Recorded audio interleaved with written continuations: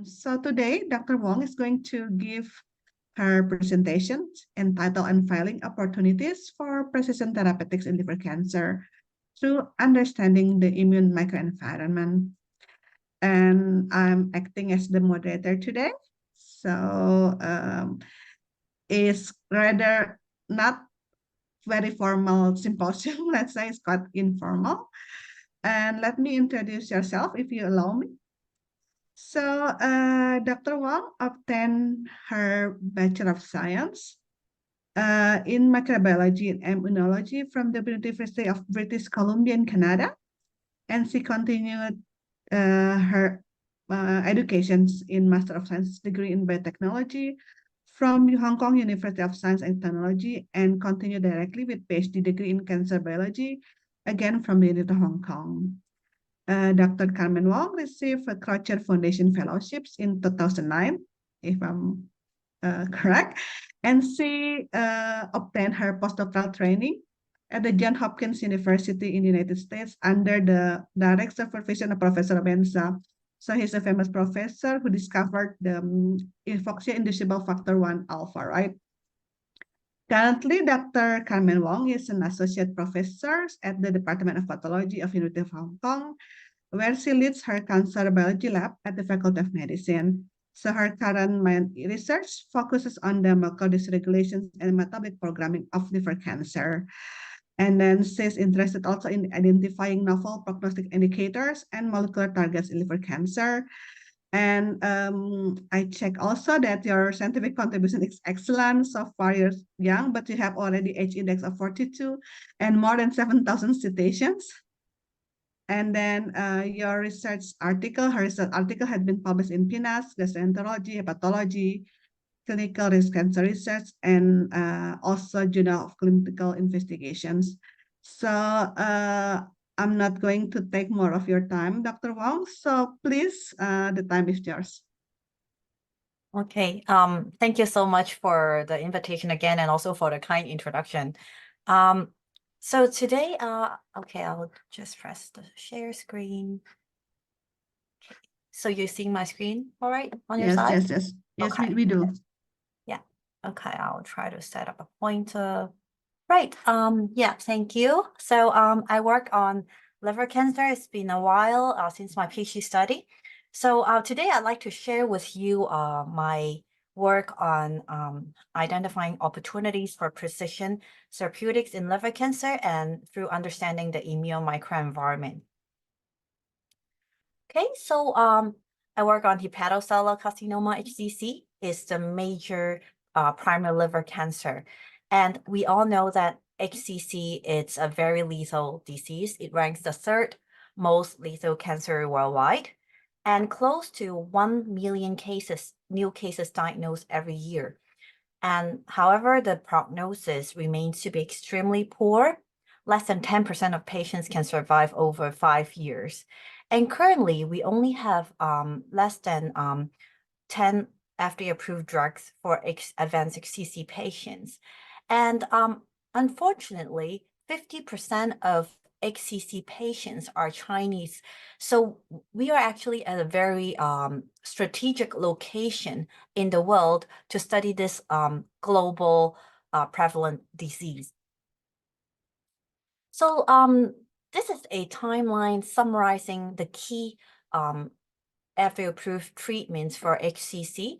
Is just for illustrative purpose rather than comprehensive, but I'm highlighting you some of the important milestones in the development of HCC treatments. So about like more than 10 years ago, sorafenib has been the only FDA-approved targeted therapy for HCC. And over 10 years, there was no new drug until maybe 6 years ago. Regorafenib, and also 2018 marks the entrance of immune checkpoint inhibitors, including anti-PD-1, PD-L1, CTLA-4 as first and second line treatments for HCC. So this timeline actually shows the importance of understanding how ICI immune checkpoint inhibitors work in HCC. So on your left-hand side shows a very seminal paper published by multiple center, and Hong Kong is one of the important center that runs the clinical trial. In this clinical trial, it was shown that anti-PD-1 nivolumab is efficient in around 20% of the patients. So 20% of the patient responded to nivolumab. And on your right-hand side, again, is done by my great friend and my colleague, Thomas. Dr. Yao, he and his colleagues and also other investigators show that nivolumab actually performs slightly better than sorafenib, although not reaching a statistical significance. However, a few years ago, combination treatment atezolizumab plus bevacizumab, which is anti-PD-L1 plus anti-VEGF, the first combination treatment as first-line therapy, it could significantly beat sorafenib to improve the survival of HCC patients. So this is a very important landmark study, which makes everyone very excited in the field. And just, I think last year, another clinical trial run by our friend also in Hong Kong, and also other investigators show that another combination that involve anti-PD-1 and anti-VEGFR receptor also show a statistical significant improvement in extending the survival of HCC patients as compared to sorafenib. So my lab actually focuses on understanding the methods or identifying the responders for anti-PD-1 treatment or immune checkpoint inhibitors. And importantly, we also are very keen to understand how to improve the treatments for the non-responders and turn these non-responders into responders. So today I will share with you 3 branches of my work, starting from telling you how we identify combination treatments involving different immune checkpoint inhibitors. And then I will move on to tell you how we establish precision mouse models for precision medicine. And finally, I will show you a new class of drugs that work very well with anti-PD-1. And I'm going to show you the mechanisms involved. So first of all, in order to identify potential resistant mechanisms, we utilize a anti-PD-1 resistant mouse HCC model with p53 knockout and c-MYC overexpressed in the tumors. And this tumor is very highly refractory to anti-PD-1 treatment. So we use CyTOF or mass cytometry to simultaneously identify markers that involved in T cell trafficking, exhaustion, and as well as other markers for other immune subsets like B cells, NK cells, and many other immune cells. And so we perform high-dimensional analysis with the UMAP analysis to analyze particularly focus on the tumor-infiltrating cells. So what we found in our CyTOF study was that there are specific clusters that were significantly induced in the anti-PD-1 resistant tumors. So for example, cluster 13 and cluster 18, you can see a very sharp increase of these clusters, and they express high level of different immune checkpoints. So including CTLA-4, LAG-3, and TIGIT, which is the focus of today. So we also previously work on the CD73, CD39 pathway that regulates the adenosine in the microenvironment. It's also an immunosuppressive marker. So I think all of us are very aware of the importance of immune inhibitory receptors, PD-1, CTLA-4 on T cells. Those are the inhibitory receptors. And apart from PD-1 and CTLA-4, there are actually more inhibitory receptors, but less studied, like LAG-3, TIM-3. And today I'd like to put my focus on an inhibitory receptor called TIGIT. So we perform flow cytometry to confirm the CyTOF results. And you can see that the CD8 T cells after the anti-PD-1 treatment express high level of TIGIT. So what is TIGIT? So TIGIT, as I said, is an inhibitory receptor on T cells, and it contains the ITT and ITIM domains, and it is a receptor which binds to the ligand family PVR family, which is often expressed on antigen-presenting cells as well as cancer cells. So the way it regulates T cell is very similar to PD-1. Our point is ligation with the ligand, like PD-1 to PD-L1. This TIGIT would relay signal to shut down T cells. So about the ligand, the PVR family comprised of 5 family members: PVR, PVR-L1, L2, L3, and L4. PVR is known to be the ligand with the strongest affinity with TIGIT as well as PVR-L2, and PVR-L3 is a negative regulator of TIGITs. So today I will tell you a new story that we identified.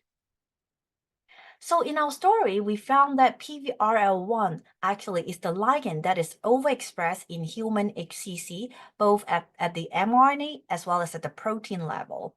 And high PVRL1 expression is associated with poor clinical outcome in patients. And when we knock down PVRL1 in HCC cells, and we implant this mouse HCC cells into the syngeneic mice, which are immune competent, we can see a reduction of tumor volume.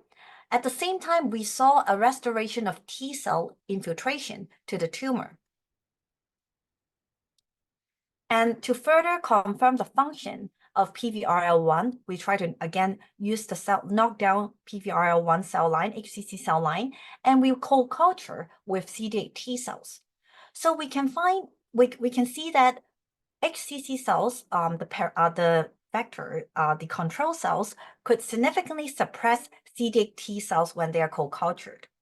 And this could be abrogated when we knock down the ligand PVRL1 in HCC cells, suggesting that PVRL1 is influencing or suppressing CD8 T cells. And the tumor suppressive effect upon PVRL1 knockdown in HCC is dependent on CD8 T cells, because if we deplete CD8 T cells with the neutralizing antibody, we can see the tumor suppressive effect is gone. And this is only valid when we deplete CD8 T cells, but not CD4 or NK cells, which are also expressing TIGITs. So this suggests that the TIGIT on CD8 T cells are reacting with the ligand PVR1, the PVR family. So of course, it's very easy to design the combination treatment. So we tested the combination treatment, anti-PD-1 and anti-TIGIT, and we found that only the combination treatment can improve the survival of mice with this anti-PD-1 refractory HCC. And in clinical samples, we found that the responders and non-responders, their T cells have different level of TIGITs. We can see that the patients who did not respond to anti-PD-1 or anti-PD-1 show an increase of TIGITs in their CD8 T cells. So I only told you part of the story because I just want to keep it simple. But in fact, we performed a series of functional and mechanistic studies, and we actually identify the detailed mechanism by which HCC cells stabilize PVR. So we found that PVR actually is the direct ligand for TIGIT. And PVR, under normal situation, it binds to PVRL1. As I told you earlier, PVRL3 binds to PVR. So PVRL3 is a negative regulator of PVR, and it subjects PVR for endosomal degradation. But PVRL1 is overexpressed in HCC, so it competes with PVRL3 for the PVR binding. So it unleashes the PVR on the cell surface. So PVRL1 stabilizes PVR, and therefore this PVR ligand can interact with the TIGIT on the T cells. So this is the reason why the T cells are maintained continuously as exhausted T cells, even in the presence of anti-PD-1 antibody. So we show that together with anti-TIGITs, together with anti-PD-1, we can shrink HCC tumors effectively. And this work is done by my former PhD student, now a postdoc at Stanford University, David. Right, so in the next part of the talk, I will tell you the mouse models that we established, and this would facilitate us to understand and identify responders and non-responders, as I mentioned earlier.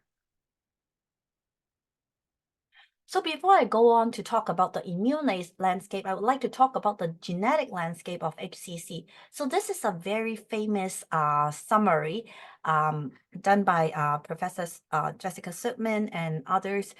They actually summarize the key driver mutations in HCC. So there are multiple pathways frequently mutated in HCC, including the TERK promoter, which is important for the telomere maintenance, and also different regulators in the cell cycle like p53. It's often mutated. And also members in the Wnt beta-catenin signaling pathway. Beta-catenin itself, as well as APC and axin, they are the tumor suppressor that negatively regulate the Wnt pathway. And also members in the oxidative stress pathway, KEAP1 and NRF2. We also work on this pathway heavily and understand how this pathway regulates the metabolism of HCC cells. And also epigenetic modifying enzymes like ERIC1A and ERIC1B, etc. And also members in the AKT-mTOR and MAP kinase pathway, such as PTEN, TSC1/2 are frequently mutated in human HCC. So we hypothesized that different HCC patients would have different driver mutations in different pathways, and this heterogeneity would lead to different transcriptomes and leading to different secretomes. And this would actually cause different activity and influx of immune cells, and this would lead to differential drug response, particularly anti-PD-1. So here we want to use mouse models to dissect the relationship between genetic landscape and the immune landscape of HCC. On your left-hand side is a summary of the key driver mutations in HCC.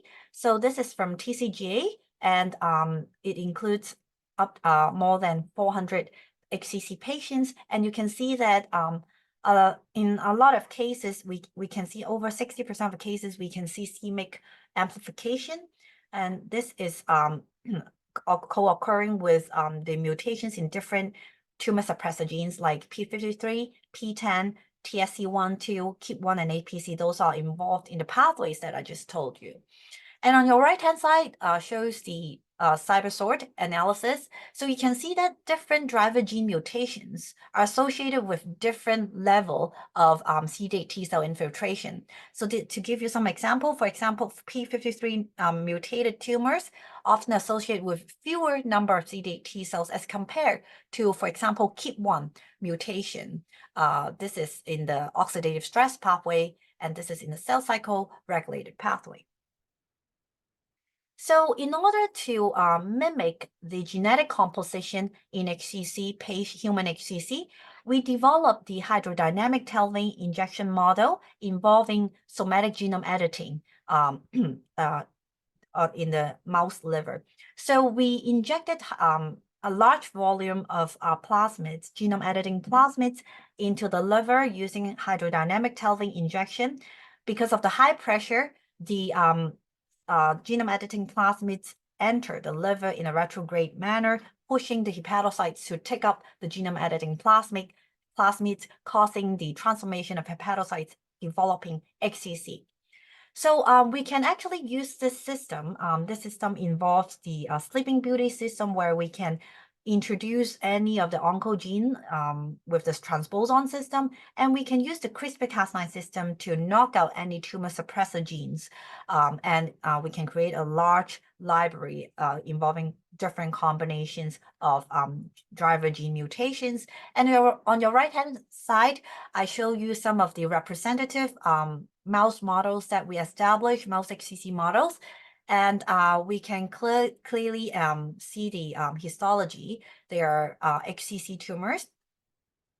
And what is interesting is that the mouse HCC different genotypes actually they have very similar immune composition as compared to the human HCC. So you can see that the p53 knockout tumor is associated with fewer number of CD8 T cells, as shown by the IHC and also the flow on your right-hand side. And for example, KIT1 knockout is associated with higher number of CD8 T cells, shown by the IHC and also the flow on your right-hand side. So we consider these tumors, these genotypes with very few CD8 T cells as the cold tumors, whereas the tumors with higher number of CD8 T cells considered as hot tumors.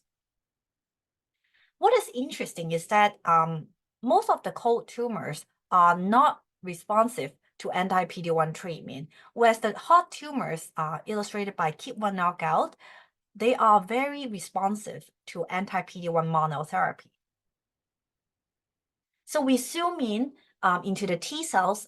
We want to have a higher resolution on T cells, so we perform pan-T cell isolation, and we subject the T cells to single-cell RNA sequencing. And again, we compare the T cell subsets in the cold and the hot tumors, and we identify several clusters enriched in the hot tumors. So these T cells actually express high level of CCL3, CCL4, CCL5, as well as interferon gamma, and also CXCR6 and CCR5. Those are the cognate receptors for T cell chemokines. So CCL3 to 5 are the chemokines responsible for T cell recruitment and infiltration. And interferon gamma, of course, reflect the T cell activity. So this suggests that there is a feed-forward recruitment of T cell in the hot tumor, the KIT1 knockout tumors, as compared to the cold tumor p53 knockout tumor. And we also identify a population of cells called progenitor exhausted T cells, which express high level of TCF7. So this population of T cells have been shown to be the population of T cells, exhausted T cells that are responsive to anti-PD-1. And we can perform trajectory analysis, and we can see a very nice differentiation path of this T cells from progenitor exhausted all the way to terminal exhausted T cells. And here we can see that the progenitor exhausted T cells are enriched in the hot tumors, and you can see the multiplex IHC also showing the presence of the TCF positive CD8 T cells. So those are the populations that are likely to be responsive to anti-PD-1 treatment. And so far, I showed you that the hot tumors are responsive to anti-PD-1 monotherapy. So we asked, how can we treat the cold tumors? So we try to test our hypothesis using lenvatinib and sorafenib. Sorafenib, lenvatinib, those are the FDA-approved TKIs, tyrosine kinase inhibitors for HCC. So we hypothesized that these tyrosine kinase inhibitors would induce immunogenic cell death. This would lead to increased influx of immune cells, therefore improving the efficiency of anti-PD-1 treatment. And we can see that in these cold tumors, only the combination treatment can suppress the tumor growth in this anti-PD-1 resistant model. So in this work, we generate mouse HCC using the genome editing system to simulate the HCC with the same genotypes found in human HCC. And we perform extensive immune profiling using single-cell RNA sequencing. And we try to categorize the tumors into hot and cold tumors. Hot tumors are having a lot of CD8 T cell infiltrations with intensive amount of interferon and also T cell chemokines, and they are very responsive to monotherapy anti-PD-1. Whereas the cold tumors do not have a lot of CD8 T cells within the tumor, and they are only responsive to combination treatment involving TKIs and ICI. So hoping that our mouse model would just be the start, and it would pave the way for precision medicine for human HCC. So finally, I'd like to talk about a new class of drugs that work very well with anti-PD-1. So I think a lot of us have heard of cell cycle inhibitors. They are one of the first types of chemo drugs and targeted drugs that have been used to treat solid cancers. And so we looked into the cell cycle regulators in HCC, and we found that PLK4 and TTK are one of the upregulated cell cycle regulators in HCC. So PLK4 and TTK are important for centrosome duplication and also spindle assembly checkpoint respectively. And they play a very important role to facilitate cell cycle progression in HCC. And we collaborated with Professor Tagmag from Princess Margaret Hospital in Canada. Their group actually developed their own in-house first-in-class oral inhibitors against PLK4 inhibitor and TTK inhibitor. And remarkably, we found that PLK4 inhibitor as well as the TTK inhibitor, they both can significantly suppress HCC. You can see that there's no tumor, and these tumors were treated at late stage of HCC, and this drug is very effective in shrinking the tumor of the mouse model that we just talked about. And so when we stain the centrosome with percentrin, we can see that PLK4 as well as TTK inhibitor would significantly perturb the cell cycle as well as the centrosome duplication. And on the at the bottom of the panel, I want to show you the cell cycle profile. So on the left-hand side with the mock control, you can see that the HCC cells oscillate between 2N and 4N. So they duplicate their DNA, they divide and become 2N again. And but in the presence of PLK4 inhibitor, you can see that the DNA continues to duplicate to 4N to even to 8N, 16N, but the cells fail to divide. So this phenomenon is called endoreplication, which is the DNA continues to duplicate without cell division. What is more interesting is that the PLK4 inhibitor, I'm just showing you the PLK4 inhibitor just for illustrative purpose, but we did the same thing with TTK inhibitor. We found that both inhibitors would significantly induce gamma H2AX, which is a DNA damage marker, and also increase the micronuclei staining, which is caused by the failure of division, of cell division caused by the drug. And importantly, we saw that there's an increase of cytosolic DNA accumulation. This could be attributed to the endoreplication that I just talk about. The cell continue to increase the DNA without cell division, causing accumulation of large amount of cytosolic DNA in the cells. So DNA damage, micronuclei formation, and cytosolic DNA accumulation are the three important phenotypes that we observed after the treatment of PLK4 inhibitor as well as TTK inhibitor. And these events are known to drive cellular senescence. And senescent cells would secrete a panel of chemokine or cytokines called SASP, senescence-associated secretory phenotype. So these are the cytokine chemokines that could recruit and activate different immune cells to the tumor. And we show that the PLK4 inhibitor as well as the TTK inhibitor could significantly induce cellular senescence. And this is the RNA sequencing showing a significant increase of SAPs in the cells as well as the tumor treated with PLK4 inhibitor. What is more exciting is that we saw an increase of immune cell influx into the tumor in the mice treated with PLK4 inhibitor. And you can see that T cells, NK cells, and macrophage were increased in the tumors after the cell cycle inhibitor treatment. So now I would like to introduce you a pathway called cytosolic DNA sensing pathway. So actually, this is a pathway that we all have, which aims to protect ourselves from viral attack. So with virus or pathogens, their DNA would enter the cells, and we have different cytosolic DNA sensors. So normally, the cytosolic DNA is very detrimental to the cells because only the virus, because for host cells, their DNA is kept in the nucleus. Only the viral or pathogenic DNA is kept in the cytosol. Therefore, we have this intrinsic pathway to protect us from viral attack. So this is the most famous one is the CGAS stain pathway, and with also other cytosolic DNA sensor, like apart from CGAS, like DTX41 and others.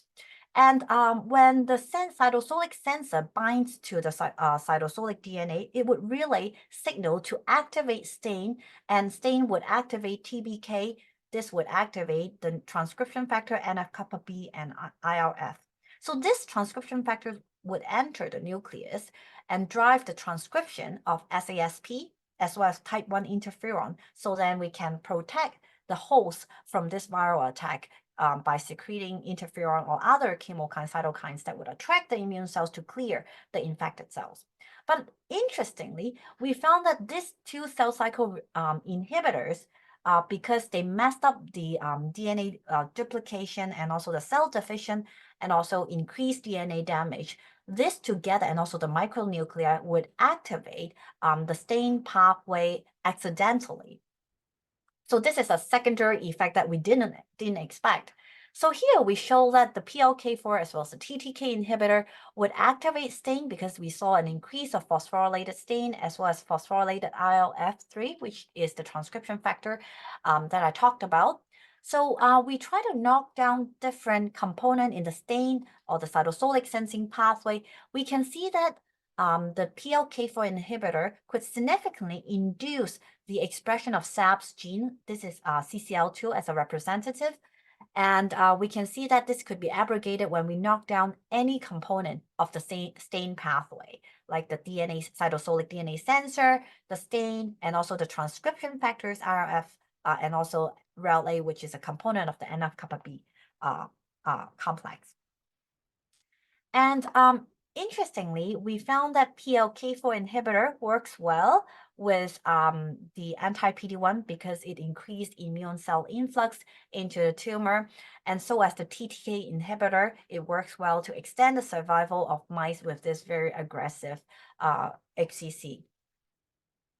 So taken together, we actually reported that PLK4 as well as TTK inhibitor would suppress cell cycle progression with different mechanism.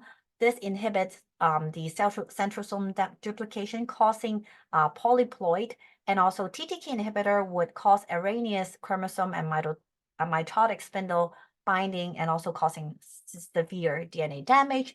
All this would elicit the stain pathway. And this can be sensed by DDX41. It activates stain and also increase the expression of SAPS through the transcription factor, IRF, and also NF-kappa B. So SAPS is being secreted by the HCC cells and the senescent cells, and this would elicit immune cell influx into the tumor, causing a response to anti-PD-1 treatment. And this is done by my PhD student now in my postdoc series, and she has published her work at 2 different journals. Right. So finally, I'd like to conclude by thanking the people. I forgot to thank Vincent, who just graduated. He's now my postdoc fellow. He actually worked on the somatic genome editing mouse models, and also David, and also Cerise, who is still in my team. And they actually contributed a lot to the work that I just presented. And I hope you enjoyed the talk, and I appreciate any questions and comments. Thank you. Thank you very much, Carmen, for a very nice and then very strong evidence about your works in liver cancer.